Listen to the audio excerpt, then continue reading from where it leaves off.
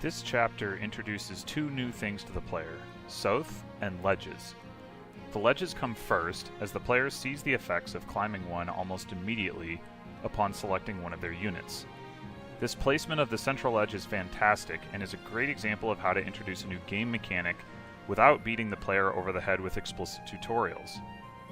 There's no need for the player to understand how the ledge works before they interact with it. They can learn from interacting with it. The left ledge is similarly clever. It is unfortunate that the UI does nothing to indicate the benefits and penalties to attacking from above or below a ledge respectively.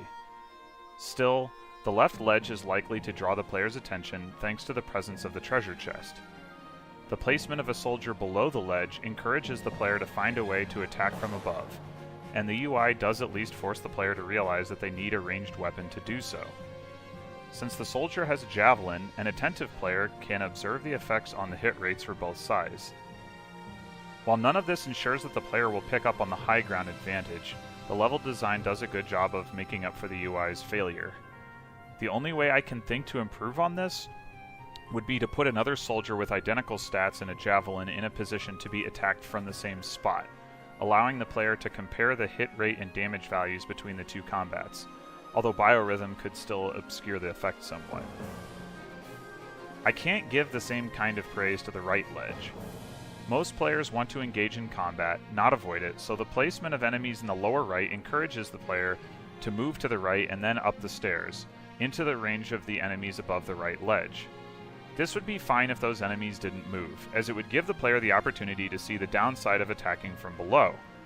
Given the placement of the enemies below, the player is very unlikely to end their turn immediately below the ledges, so they should have the opportunity to test attacking up the ledge without being punished for how bad of an idea that turns out to be.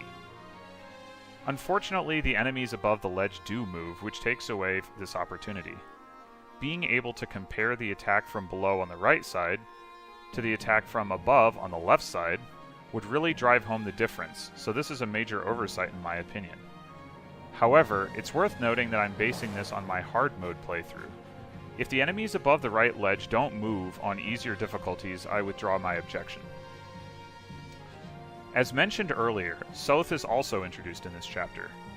It's an obvious move, but I do appreciate the presence of chests for him to open. However, I think it would have been nice to give him something more interesting than vulneraries to steal from enemies. In particular, I think an interesting wrinkle for veterans would be to have an enemy with a stat booster on the right side. This would create a trade-off between wanting to clear out those enemies as soon as possible and wanting to leave this particular enemy alive for Soth to steal from once he can make his way over there. This chapter also continues the on-the-run aesthetics of the previous couple of chapters, though with no turn limit and Soth's arrival, things feel less urgent than in 1-1.